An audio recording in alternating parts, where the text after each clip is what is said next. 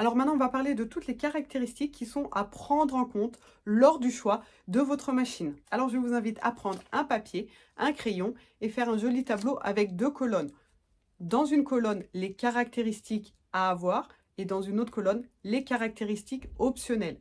Et selon ce que je vais dire maintenant, si la caractéristique dont je parle est importante, vous pouvez la mettre dans la première colonne. Si c'est une caractéristique plutôt optionnelle dont vous pensez ne pas avoir besoin, on la met dans l'autre colonne. Et ensuite, il suffit de se rendre dans un magasin multimarque de préférence, à moins que vous ayez une idée vraiment stricte de la marque. Et là, vous montrez au revendeur ce dont vous ne pouvez pas vous passer et les choses qui sont plutôt optionnelles ou que vous pouvez peut-être acheter à part. Et la personne devrait vous montrer à partir de cela la machine de vos rêves.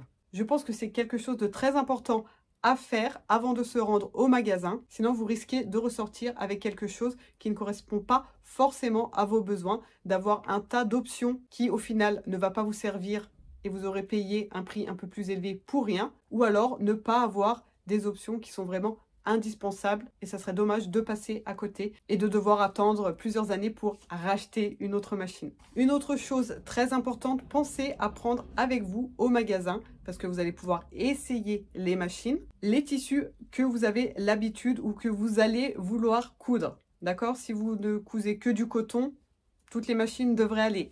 Mais si vous cousez des matières plus fines, plus délicates ou au contraire des matières plus grosses, du cuir, du simili, si vous travaillez avec beaucoup d'épaisseur, comme souvent on le fait dans mes tutos, où il y a toujours le tissu qui est thermocollé, il y a de la ouate au milieu, etc., la doublure et plusieurs épaisseurs, ça vaut le coup d'apporter ces matières pour les essayer sur place. Et vous êtes sûr de savoir si la machine sera à la hauteur de vos attentes ou pas. Et un autre détail très important aussi, évitez d'acheter une machine d'occasion.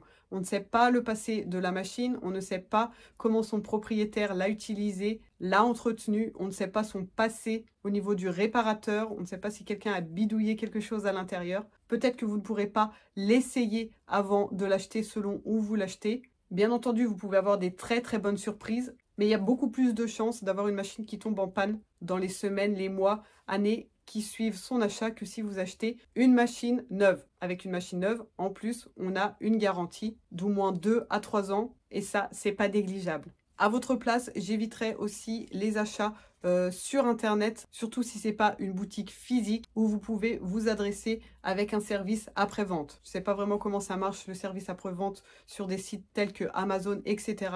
Mais j'imagine que s'il faut renvoyer sa machine par la poste, etc., c'est quand même beaucoup moins rassurant et simple que de prendre sa machine, la remettre dans son carton et la ramener là où on l'a acheté et d'être sûr d'avoir un vrai suivi et un vrai service après-vente. Ce qui m'amène à dire, gardez bien la boîte de votre machine. C'est très important de garder la machine avec le polystyrène qui se trouve à l'intérieur au cas où vous auriez besoin de transporter votre machine. Déjà, par exemple, si vous l'emmenez avec vous en vacances, si vous déménagez de maison ou tout simplement pour la ramener au magasin. Une machine bien protégée dans sa boîte avec son polystyrène autour ne bougera pas. Alors que si vous la prenez comme ça dans votre voiture et que vous la posez sur le siège du passager, elle va trembler de tous les côtés. Ça risque de la dérégler ou même de casser des pièces. On prend sa feuille, son crayon, on trace ses colonnes et c'est parti. On va parler de toutes les caractéristiques à prendre en compte pour l'achat de votre machine. Alors pour les points, comme vous pouvez le voir ici sur ma browser électronique, j'en ai pas énormément. J'ai un peu plus de choix ici sur ma Juki mécanique.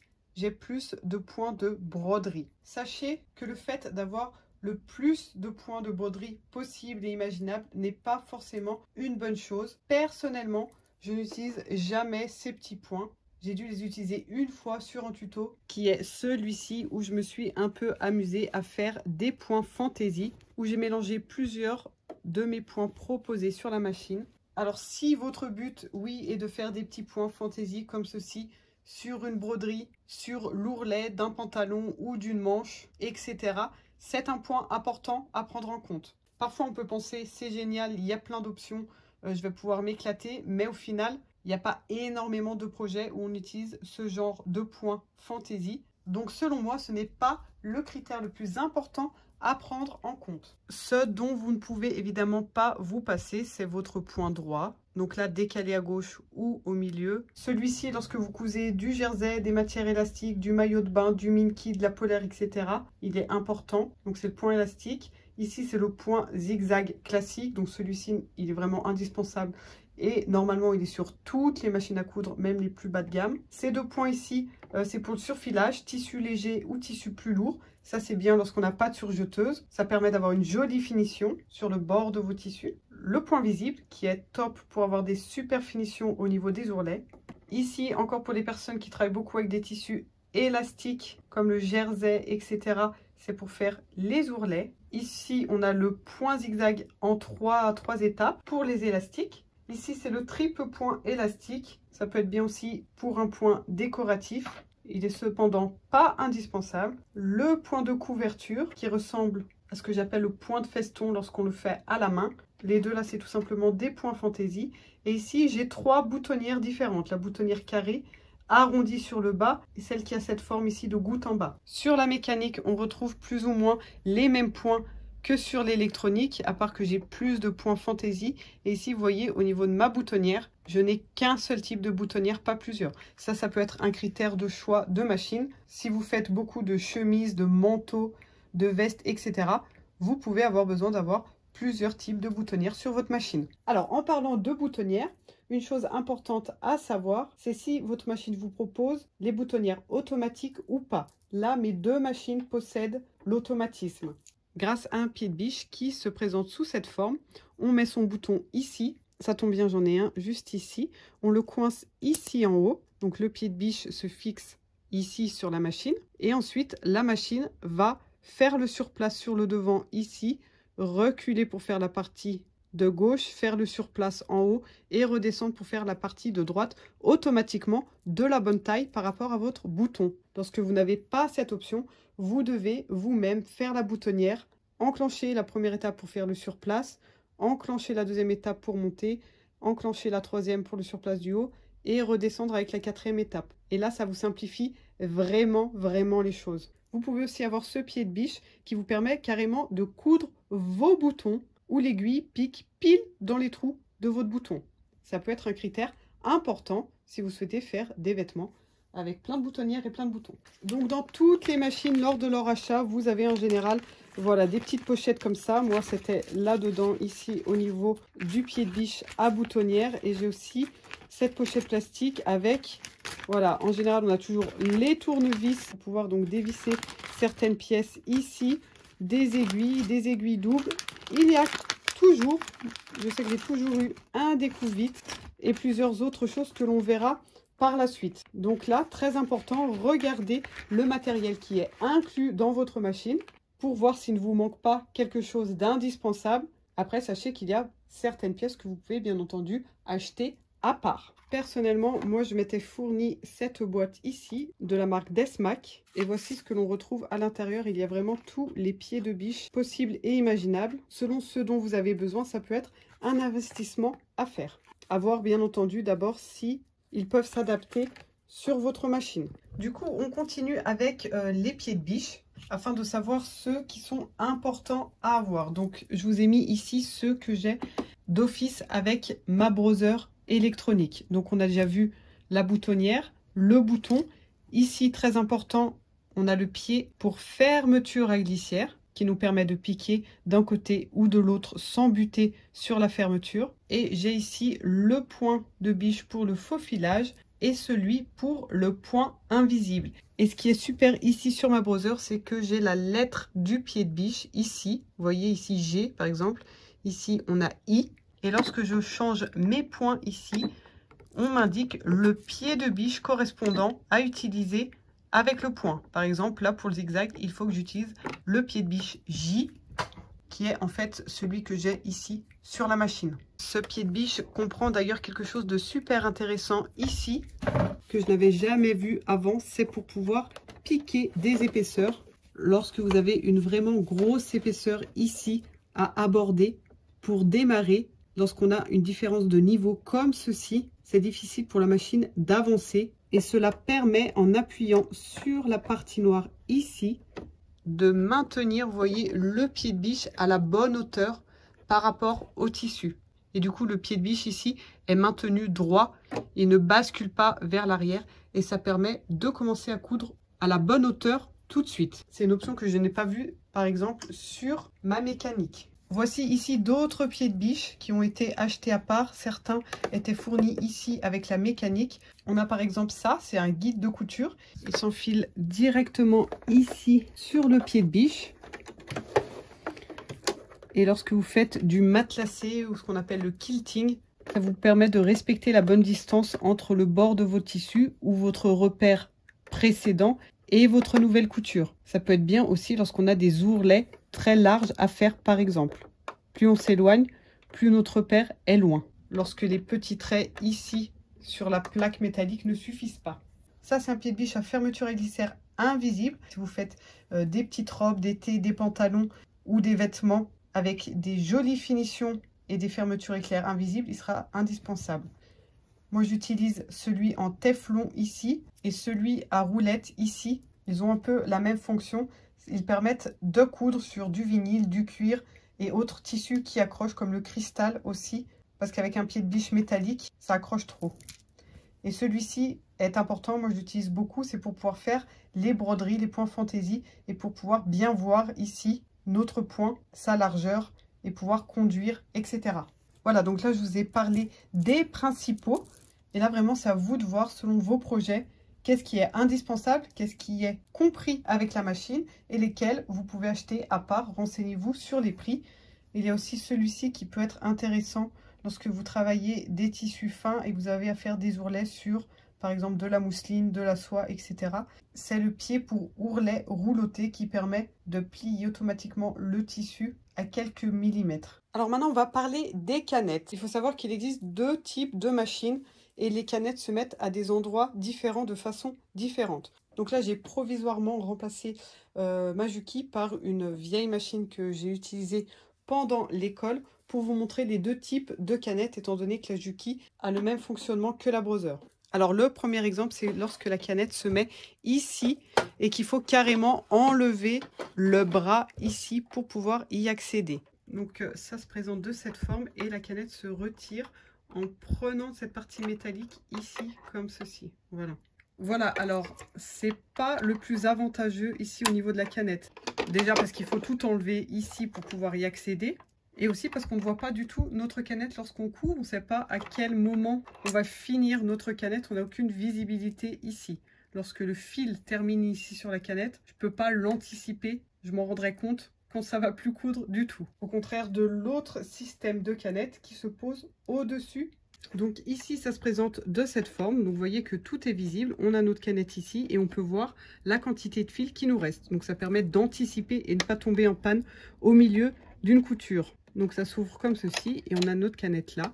Je sais que sur certaines machines, il y a un détecteur de fil et la machine se met à biper lorsque vous allez bientôt arriver à la fin de votre canette. Est-ce que c'est un bon point ou pas? À vous de voir.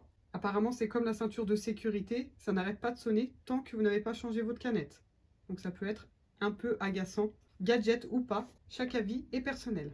Et chose très importante, veillez à racheter exactement les mêmes canettes que vous avez lorsque vous achetez votre machine à coudre. Alors il y en existe des métalliques, je pense que dans toutes les machines actuelles qui se vendent, ça n'existe plus, c'est pour les machines anciennes.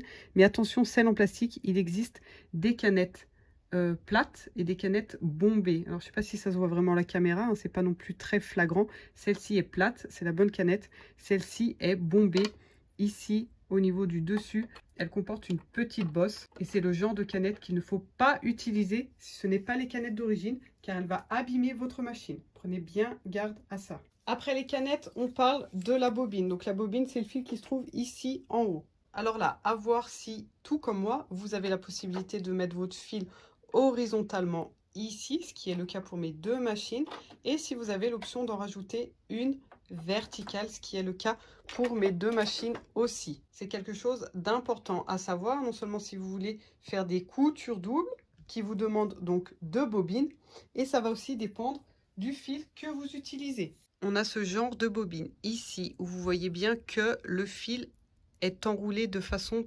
parallèle. On a nos petits traits ici tout droit, les uns par rapport aux autres. Il va falloir utiliser ce genre de fil ici sur un portant vertical. afin qu'il se déroule dans le bon sens. Si vous utilisez ce genre de bobine comme ceci à l'horizontale, votre fil va se dérouler de cette manière. Et qu'est-ce qui se passe au bout d'un moment? Le fil vrille, vrille, vrille, et ensuite il s'en mêle de la sorte, ça tire et ça casse. Donc ça, c'est important à savoir. Ou vous avez le bon fil qui va avec votre machine, ou vous avez la machine qui s'adapte à votre fil. Deuxième option, on a ce genre de bobine ici. Et on voit bien ici que le fil n'est pas embobiné de façon parallèle, mais en faisant des croisements. Et donc, dans ce cas de figure, le fil ne se déroule pas de façon perpendiculaire comme ça, mais le fil doit sortir dans la continuité de la bobine. Donc, ou elle se retrouve couchée comme ceci, afin de se dérouler de la sorte. Ou alors, si vous utilisez ce genre de bobine, qui est en fait des cônes, hein, on parlera de la qualité des fils plus tard, qui a vraiment son importance.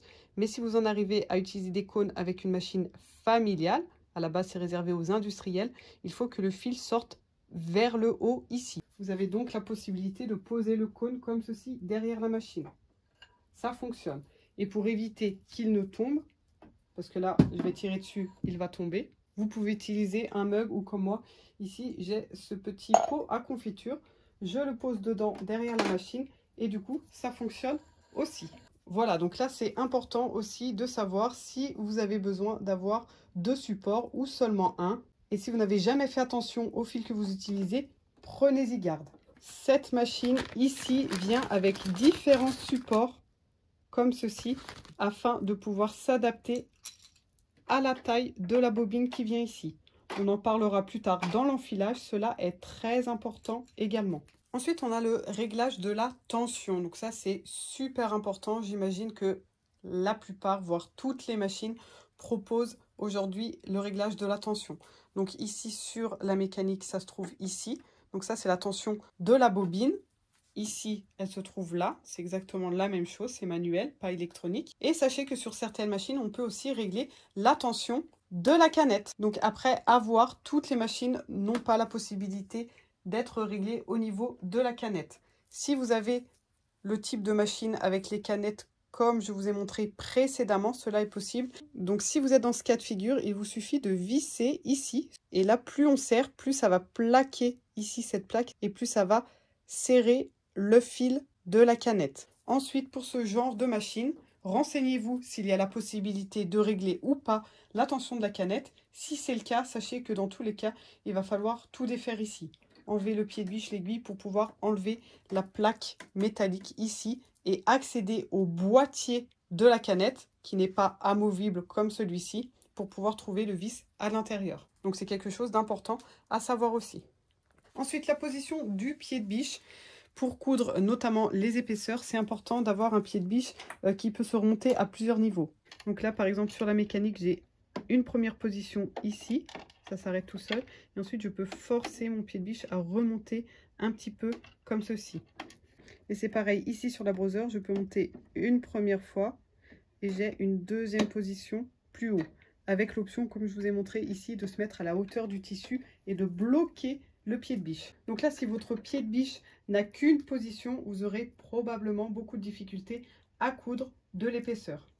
Ensuite, on peut parler du déplacement de l'aiguille. Donc certaines machines ne proposent pas la fonction de déporter son point vers la droite ou vers la gauche. Cela peut être intéressant lorsqu'on veut faire des coutures vraiment de précision. Au lieu de prendre un repère différent ici sur la grille métallique, on peut garder le même point de repère ici avec son tissu à l'extérieur du pied de biche ou juste à l'intérieur du pied de biche selon celui qu'on utilise. Et il suffit de déporter son aiguille comme ceci vers la droite ou vers la gauche. Je vous fais un petit zoom et ça donne ça. Donc là, par exemple, je peux me permettre de coudre vraiment très près du bord de mon tissu en allant vers la droite. Et ici, je m'en éloigne. Et donc sur la mécanique, j'ai aussi la possibilité de déplacer mon aiguille. Donc là, sur 0, vous voyez, j'ai le point en plein milieu. Donc mon aiguille se retrouve au milieu. Et lorsque je vais au 7, elle se déporte, ce qui donne en zoom ceci. Et là, par contre, j'ai pas la possibilité, vous voyez, comme l'autre, d'aller à fond vers la gauche. Ensuite, il y a aussi le fait d'avoir le bras amovible ici, mais je pense que vraiment toutes les machines l'ont. À quoi ça sert? Déjà, dans un premier temps, vous avez toutes vos affaires qui sont rangées dans le tiroir ici à l'intérieur. Et surtout, ça va vous permettre d'enfiler ici vos manches ou vos bas de jambes pour faire des ourlets. Ça permet de réduire la largeur de votre table ici, ce qui n'est pas possible par exemple sur une machine industrielle. L'enfilage automatique, ça peut être un bon caractéristique pour choisir sa machine à coudre. Là par exemple, il se trouve ici et j'ai juste à appuyer et hop, le fil se retrouve à l'intérieur du chat de l'aiguille. Tout ça, on le verra au chapitre enfilage de la machine en détail. Si vous n'avez pas, il va falloir tout simplement viser le petit trou ici à l'œil nu à chaque fois. Attention tout de même, l'enfilage automatique correspond à des aiguilles à partir de 90. Les aiguilles de 70 et 80 ont leur chat ici trop fin pour pouvoir enfiler le crochet du système ici. Voici un autre caractéristique donc très important à connaître. Le coupe-fil automatique. Donc moi j'ai le coupe-fil classique ici. Lorsqu'on a fini une couture, on vient vers le couteau ici, on tire d'un coup sec et on n'a pas forcément besoin des ciseaux à chaque fois pour couper la fin de couture. Mes deux machines l'ont, faites attention, certains ne l'ont pas. Il faudra toujours avoir des ciseaux à côté de soi. Il existe des machines avec des coupe-fils intégrés, c'est-à-dire que la machine coupe votre fil au ras même de la couture. Vous avez donc une finition parfaite. Attention cependant, si vous utilisez des tissus assez fins et délicats, cela peut amener à trouer votre tissu. C'est quelque chose d'important à prendre en compte selon ce que vous cousez. Mais ce n'est pas le cas pour moi aussi, je n'ai pas de machine avec coupe-fil automatique. Machine à coudre avec double entraînement ou pas, ça va vraiment dépendre de ce que vous voulez faire avec votre machine. Qu'est-ce que le double entraînement? Chaque machine a des griffes ici en bas au niveau de la plaque, ici et ici, et c'est ce qui permet de faire avancer le tissu, de l'entraîner. Il existe des machines où vous pouvez avoir des griffes aussi sur le haut et ça permet notamment de coudre différentes matières ensemble. Par exemple, un manteau avec une laine très épaisse et une doublure en satin. Ça permet de coudre en évitant des décalages. Ça peut servir aussi lorsqu'on a une couche de ouate entre deux tissus qu'on veut matelasser. Ou vous avez l'option directement sur votre machine, intégrée au pied de biche, ou alors vous pouvez aussi acheter un pied de biche séparé que vous adaptez sur votre machine. Ensuite, on va parler du poids. Le poids est très important. On pourrait avoir tendance à dire qu'une machine est trop lourde et que c'est un mauvais point. Au contraire, une machine très légère signifie qu'il y a énormément de plastique à l'intérieur. Et autre chose, si une machine est très légère, lorsqu'on coud, elle va avoir tendance à trembler énormément. Non seulement ça va vous gêner vous, ça fait du bruit sur la table, vous risquez d'avoir des points très irréguliers et ça dérègle toute la machine de l'intérieur. Comptez environ 6 kg pour une machine à coudre. Attention du coup si c'est un objet qui est amené à être déplacé, essayez de choisir un endroit où il est facile de la ranger à hauteur d'homme, c'est-à-dire une étagère par exemple environ de cette taille, pour que lorsque vous la déplacez, vous n'ayez pas à lever les bras trop haut et vous casser le dos pour la mettre tout en haut de l'étagère. Un dernier point qui peut être important, la housse. Alors souvent pour ranger sa machine, on a besoin d'enlever la bobine verticale ici. La Juki vient ici avec une housse dure.